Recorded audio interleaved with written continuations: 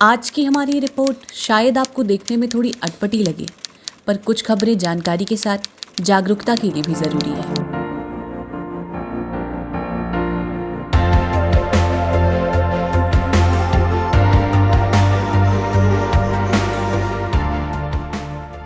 Periods एक ऐसा subject बना हुआ है जिस पर आज भी लोग खुलकर बात करने से कतराते हैं। जागरूकता की कमी के चलते महिलाओं को इन्फेक्शन के अलावा कई गंभीर बीमारियों का भी खतरा रहता है।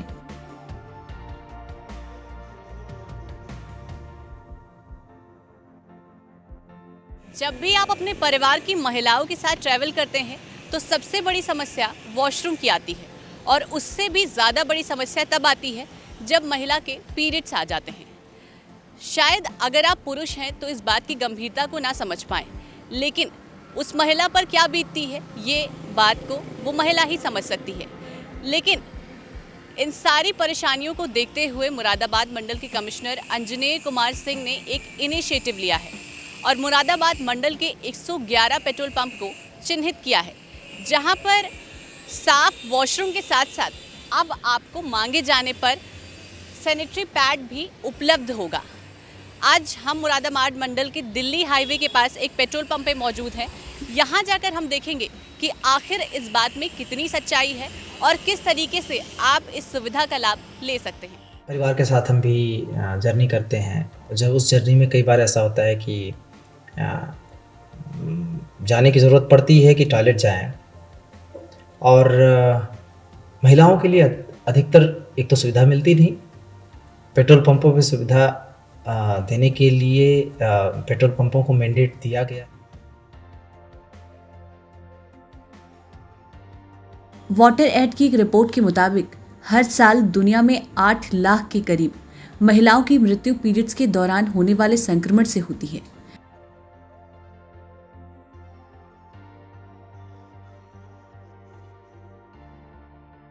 अब हम पेट्रोल पंप के अंदर चलते हैं और यहाँ चलकर देखते हैं कि आखिर किस तरीके से वॉशरूम है यहाँ पर।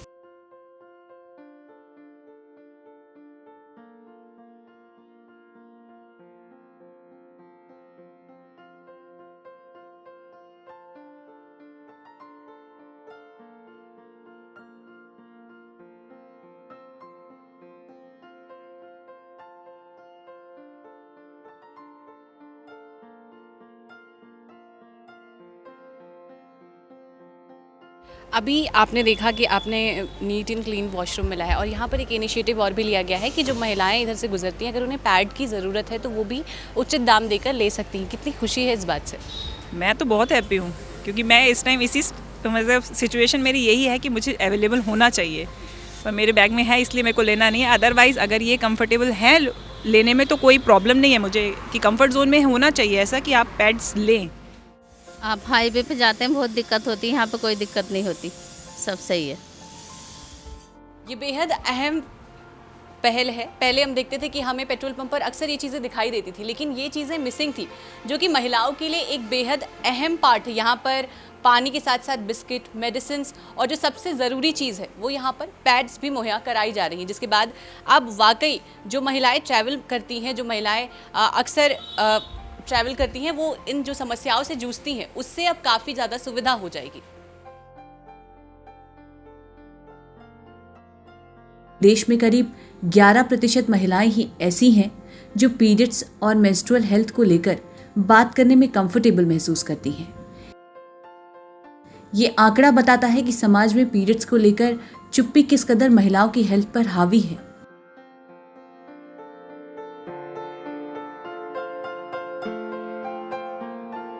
सबसे पहले मैं जानना चाहूँगी कि शुरुआत के बाद आपको कितनी खुशी हो रही है कि आप इस तरीके से महिलाओं की मदद कर रहे हैं। ये बहुत खुशी की बात है कि इस कमिश्नर महोदय हमारे उनके द्वारा चलाए गए अभियान में एक हिस्सा बन सके हम, और हमें बड़ी खुशी होती है कि हम महिलाओं के इस ऐसे योगदान जिससे कि संकोच करती थी महिलाएं, उसको हम जागरूक कर सकें। इस तरह के प्रोग्राम से एक महिलाओं के अंदर जागरूकता, जो संकोच था वो दूर हो रहा है।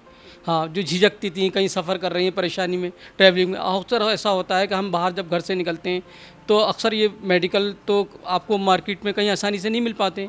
अब ज़रूरत पड़ती है हमें वाशरूम में, तो अब वाशरूम में हमें ये सब चीज़ें नहीं मिल पाती, लेकिन आज हमारे यहाँ पंप पे हम वाशरूम पे ये सुविधा है और अक्सर महिलाएं इसको इस्तेमाल करने के लिए जागरूक हैं, क्योंकि हमने इनको बता रखा है, हमारा स्टाफ भी जागरूक है, वो बताता है कि अब हमारे यहाँ ये सारी चीज़ें हमने डिस्प्ले भी कर रखा है, उपलब्ध हैं, तो उससे क्या है कि हमारी महिलाएँ निसंकोच मांग लेती हैं।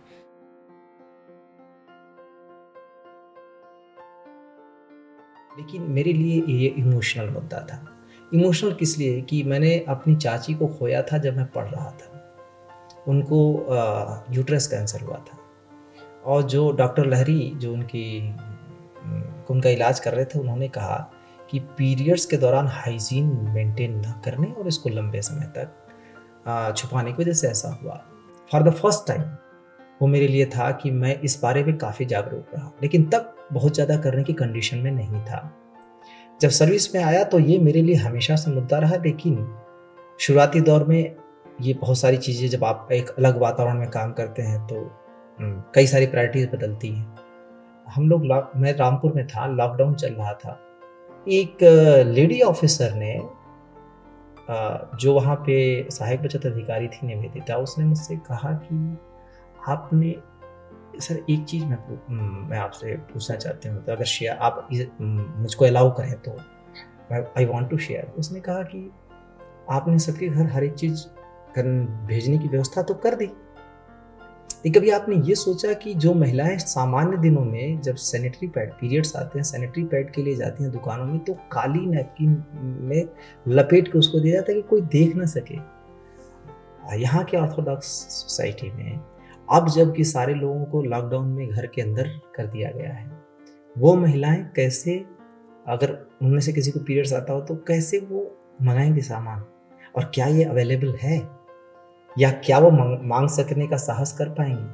तो क्या हम इसमें कुछ कर सकते हैं?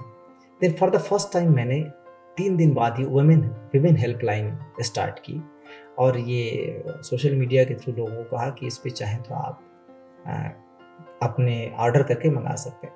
फिर हमने ये इंश्योर किया कि उनको सैनिटरी पैड की डिलीवरी सीक्रेटली, डिस्क्रीटली करेंगे, और उसके लिए तरीके खोजे गए, और फिर पूरे जनपद में 5 लाख सैनिटरी पैड बंटवाए भी गए आंगनवाड़ी और आशा के माध्यम से। ये बड़े दिनों से, इसके पहले भी मैंने रामपुर में भी प्रयास किया था। इस बार मैंने फिर सारे लोगों से बात की, पेट्रोल पंप एसोसिएशन के सारे लोगों से बात की, और मैंने कहा कि जो एटलीस्ट जो हाईवे पे पड़ने वाले पेट्रोल पंप है, वहाँ से हम शुरुआत करें कि हम शौचालय को स्वच्छ भी रखें और महिलाओं के विशेष ज़रूरत के हिसाब से टॉयलेट को डेवलप करें। तो उसमें एक तो जो यूरिनेटरी, वो थोड़ा सा हमने डेवलप अलग तरीके की महिलाओं के हिसाब से करवाया। हाइजीन, बंद डस्टबिन, क्योंकि कई बार और बंद डस्टबिन के पीछे भी वजह थी, पेपर रोल, और ये सारी सुविधाएं उनसे मैंने बात करके कहा कि ये सारी सुविधाएं हम रखें। अनिच्छा से ही सारे लोग राजी हो गए। उसमें एक सबसे इंपॉर्टेंट चीज़ था सैनिटरी पैड, पानी की बोतल और सैनिटाइजर सबको रखना ज़रूरी है ही है। मैंने ये कहा कि आप लोग अपने यहाँ रखें। एक लोगों के दिमाग में आया कि इस पर खर्चा तो बहुत आ जाएगा, हम टॉयलेट भी ठीक करें, फिर इन सब सुविधाओं को। मैंने कहा आप सैनिटरी पैड, पानी की बोतल, ये सब चीज़ों के लिए शुल्क ले सकते हैं, मतलब जो जितना दाम उसका है उतना आप दाम ले लें, इस पे ज़्यादा दाम ना लें, लेकिन जितना है पड़ता है उतना ही ले लें, लेकिन बाकी चीज़ें आप कर दें। सब लोग अनमने ढंग से ही सही राजी हो गए।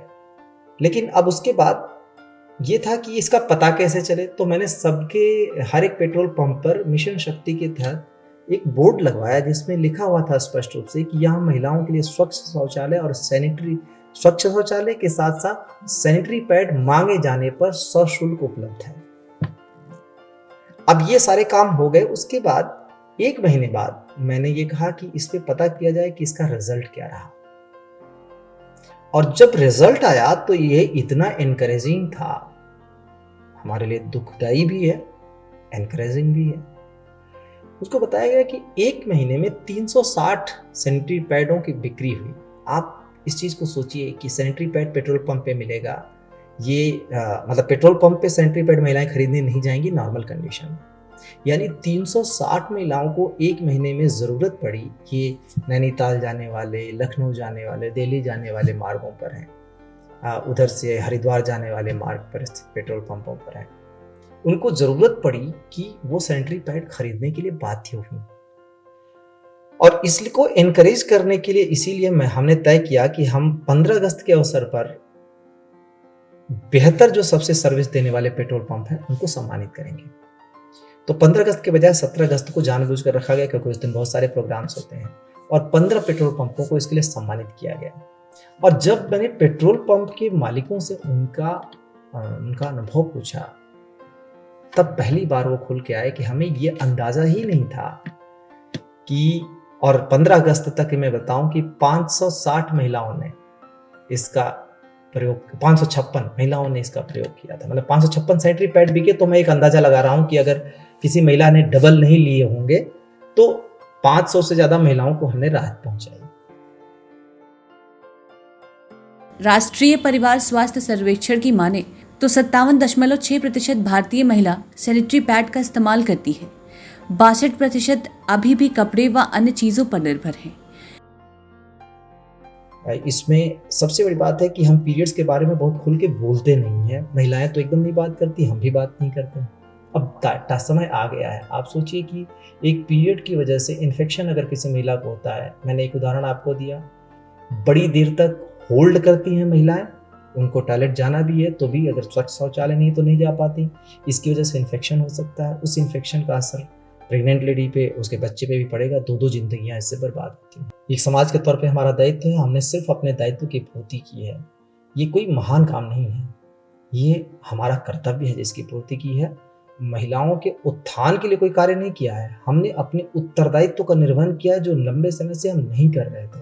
एक समाज के रूप में महिलाओं को सुरक्षित और साफ स्वच्छ माहौल देना, और सबसे बड़ी बात है सीक्रेसी, गोपनीयता। आप सोचिए, मैं एक बहुत छोटी सी चीज से खत्म करूंगा कि जब आपके कपड़े पर दाग लग जाता है, कभी अचानक से आप बाहर हैं, कपड़े पे कुछ गिर जाए, दाग लग जाए, कितनी बार आपकी नजर अपने कपड़े पे जाती है।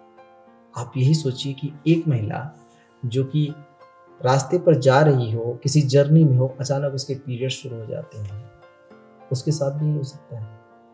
क्या उसको कोई मदद दे सकते हैं?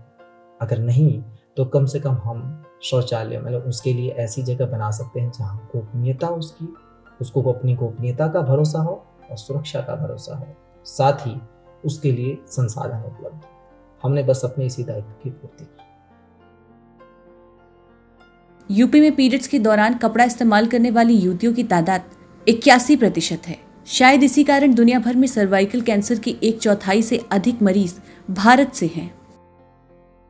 आप में से ज़्यादातर लोग शायद इस वीडियो को देखने के बाद ये भी सोचेंगे कि आखिर हम इसे क्यों देखें, लेकिन देखने की ज़रूरत है क्योंकि जानकारी के साथ जागरूकता भी ज़रूरी है। मैं भी एक महिला हूँ और आए दिन ट्रैवल करती रहती हूँ। अक्सर मुझे भी समस्या का सामना करना पड़ता है, नीट एंड क्लीन वॉशरूम्स नहीं मिलते हैं। शायद इस बात को बखूबी महिलाएं ही समझ सकती हैं कि जब उन्हें इस तरीके की दिक्कतें होती हैं तो कितनी ज़्यादा परेशानी होती है। ये इनिशिएटिव सिर्फ मुरादाबाद में ही नहीं बल्कि पूरे देश में लेना चाहिए, क्योंकि ये परेशानी सिर्फ 1-2 महिला की नहीं बल्कि हर दूसरी महिला की है।